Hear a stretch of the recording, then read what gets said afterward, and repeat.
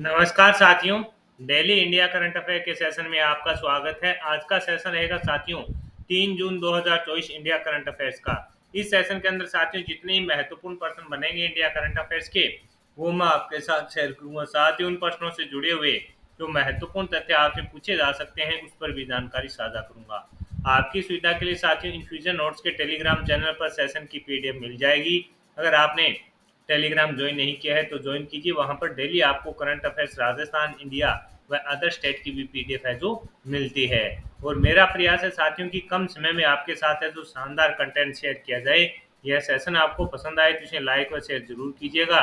शुरुआत करेंगे साथियों सेशन की। पहला क्वेश्चन आपसे पूछा है कि सशस्त्र सेना चिकित्सा सेवा ने अनुसंधान और प्रशिक्षण पर सहयोग करने के लिए किस आईआईटी के साथ समझौता किया है। इंपॉर्टेंट साथियों क्वेश्चन रहेगा।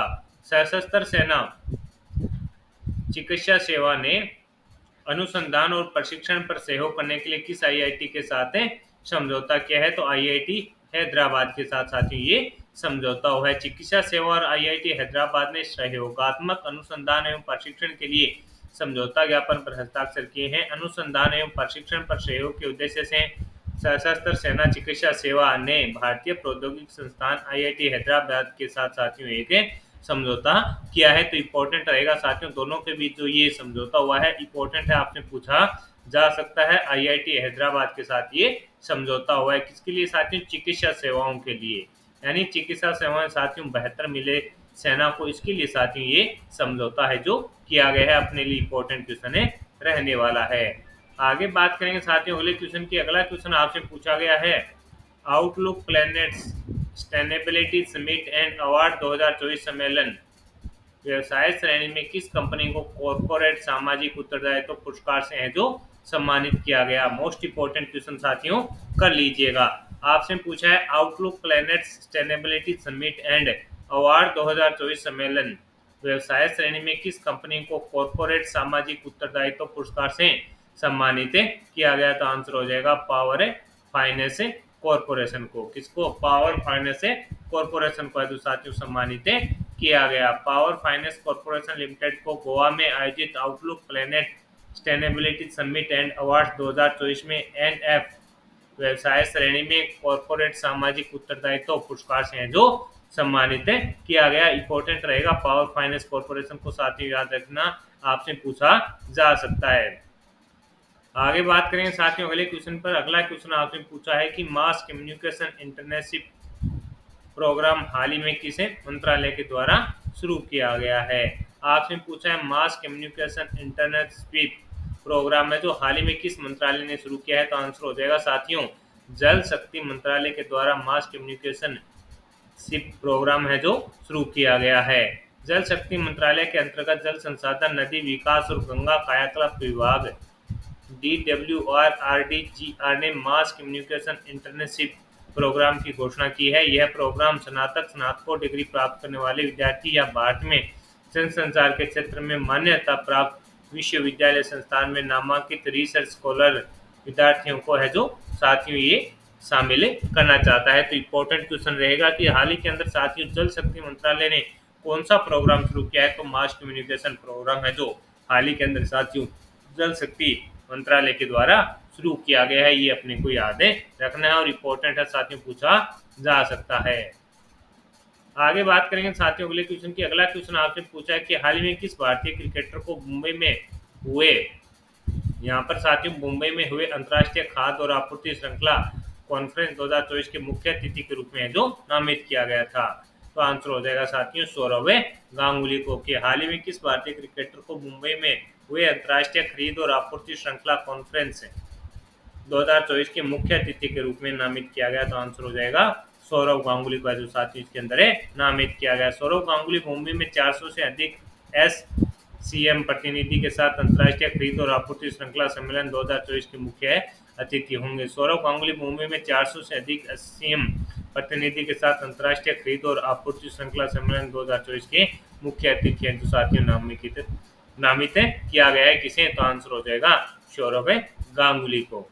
आगे बढ़ेंगे साथियों अगले क्वेश्चन पर बात करेंगे। अगला क्वेश्चन आपसे पूछा है कि हाल ही में कृष्ण कन्हैया की भव्य गोल्डन कृष्णा प्रदर्शनी है जो कहाँ शुरू हुई है, तो आंसर हो जाएगा दुबई के अंदर। ये क्वेश्चन साथियों अपने लिए इंपॉर्टेंट है रहेगा कि हाल ही के अंदर कृष्ण कन्हैया की भव्य गोल्डन कृष्णा प्रदर्शनी कहाँ शुरू हुई है, तो आंसर हो जाएगा दुबई में। प्रसिद्ध भारतीय कलाकार कृष्ण कन्हैया ने 31 मई को एक भव्य उद्घाटन समारोह में नवीनतम संग्रह द गोल्डन कृष्ण का अनावरण दुबई में किया। प्रदर्शनी में भगवान कृष्ण पर आधारित कन्हई की उत्कृष्ट नई कृतियां हैं जो प्रदर्शित की गई। प्रदर्शनी का मुख्य आकर्षण तिरुपति बालाजी की अद्भुत आदमकद चित्रित त्रिआयामी पेंटिंग है जिसे 24 कैरेट सोने से सावधानी पूर्वक है जो तैयार किया गया है, और इसकी जो माप है साथियों वो 5 फीट 8 गुना है।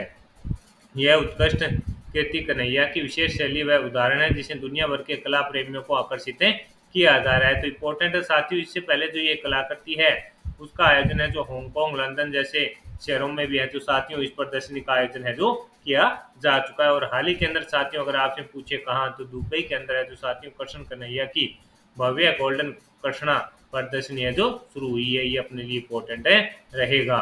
आगे बात करेंगे साथियों अगले क्वेश्चन पर। अगला क्वेश्चन आपसे पूछा है रूस और किस देश ने फिर से परमाणु ऊर्जा सहयोग शुरू किया है।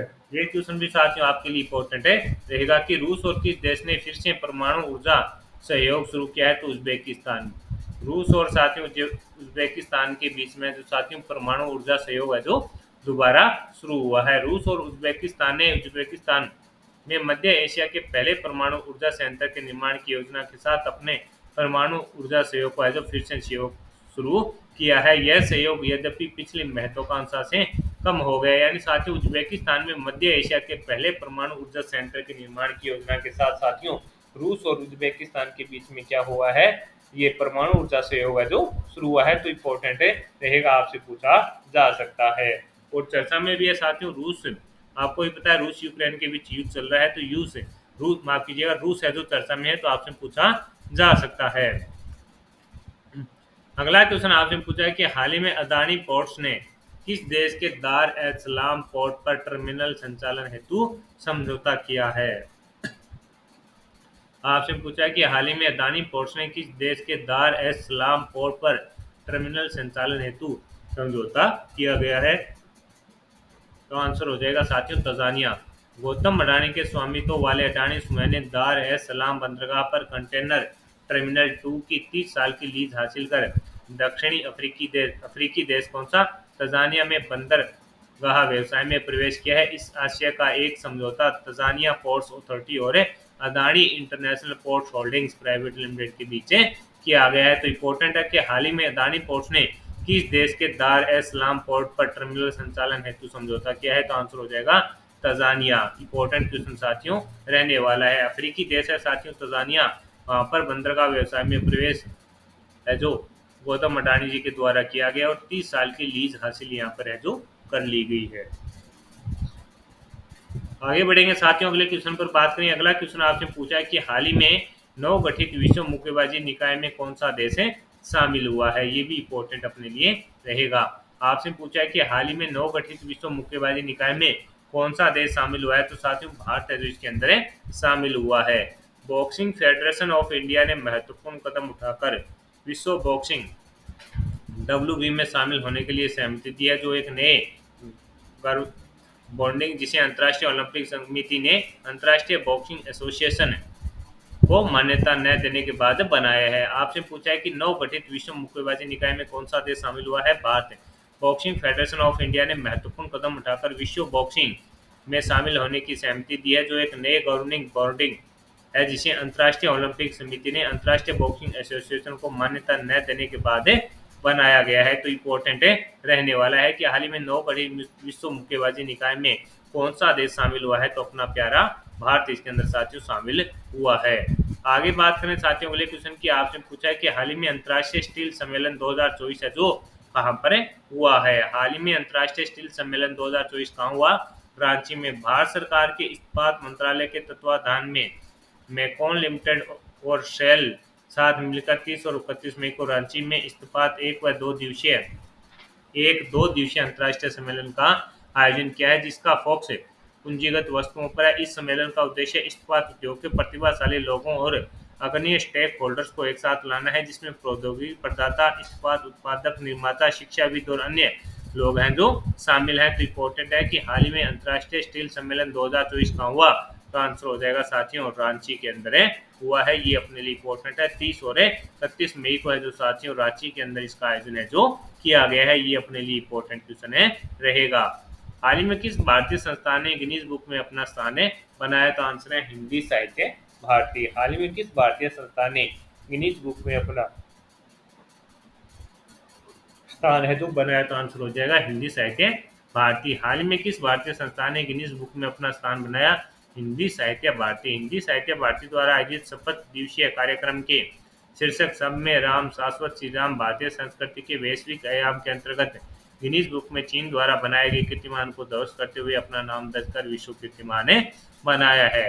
तो इम्पोर्टेंट है कि हाल ही में किस भारतीय संस्था ने गिनीज बुक में अपना स्थान बनाया, तो हिंदी साहित्य भारती ने साथ ही इसमें के अंदर अपना स्थान है जो बनाया है। ये अपने लिए इम्पोर्टेंट है रहेगा। अगला क्वेश्चन आपसे पूछा है कि हाल ही के अंदर कठपुतली कलाकार मगुनी चरण कुंवर का निधन हो गया। इनका संबंध किस राज्य से था, तो ये उड़ीसा से थे। श्री कुंवर ने उड़ीसा के कोजियार स्थित अपने आवास पर है जो आखिरी सांस ली। वे 88 वर्ष के थे और कई महीने से अस्वस्थ थे। कठपुतली की लुप्त होती कलाओं को जीवित रखने और पारंपरिक रोड कठपुतली नृत्य को आजीवन बढ़ावा देने के लिए इन्हें है जो पिछले वर्ष साथियों राष्ट्रपति द्रौपदी मुर्मू ने पद्मश्री पुरस्कार से सम्मानित किया। तो ये इम्पोर्टेंट है कि इन्हें जो साथियों अपने कठपुतली कलाकार कौन है, मंगुनी चरण कुंवर, इनका निधन है जो हो गया है। और साथियों इन्हें राष्ट्रपति के द्वारा है जो कब पद्मश्री से सम्मानित किया गया था, तो पिछले साल इनको है जो साथियों राष्ट्रपति द्रौपदी मुर्मू के द्वारा है जो साथियों पद्मश्री से सम्मानित किया गया था। ये अपने लिए इम्पोर्टेंट है रहने वाला क्वेश्चन है। आगे बढ़ेंगे साथियों, अगले क्वेश्चन पर बात करें। अगला क्वेश्चन आपसे पूछा है कि हाल ही में आरबीआई ने किस देश से 100 टन सोना भारत वापस मंगा लिया है, तो आंसर हो जाएगा साथियों UK. Reserve bank of India RBI ने वित्त वर्ष 2024 में 100 टन सोना यूके से वापस मंगाया है। इसे अपने भंडार में शामिल किया है। विदेशी मुद्रा संकट से निपटने के लिए आरबीआई ने गोल्ड को साल 1991 में ब्रिटेन के पास है जो गिरवी रखा था। यह पहली बार है जब 100 टन सोना विदेश से आरबीआई ने अपने भंडार में है जो ट्रांसफर करवाया है। तो इम्पोर्टेंट है और चर्चा में है। हाल ही में आरबीआई ने किस देश से 100 टन सोना भारत वापस मंगा लिया है, तो आंसर हो जाएगा यूके से। इम्पोर्टेंट है और चर्चा में भी है साथियों, तो अपने को याद रखना है। तो साथियों 1-2 दिन अगर कोई कंटेंट आपको अपडेटेड नहीं मिला है तो उस पर भी कार्य चल रहा है। जल्दी आपको साथियों जो अपने पूर्णतः अपडेटेड सेशन मिलता है वो मिलना शुरू हो जाएगा। और टेलीग्राम चैनल पर साथियों आपको जो पीडीएफ है मिल जाएगी। सेशन आपको पसंद आया है तो इसे लाइक व शेयर जरूर कीजिएगा। कम समय में क्वालिटी कंटेंट के लिए साथियों जुड़े रहिएगा इन्फ्यूजन नोट से। और टेलीग्राम पर आपको है जो टेली पीडीएफ है मिल रही है। अगर कोई आप सुझाव देना चाहते हैं तो कमेंट बॉक्स में साथियों अपनी राय दे सकते हैं। धन्यवाद साथियों।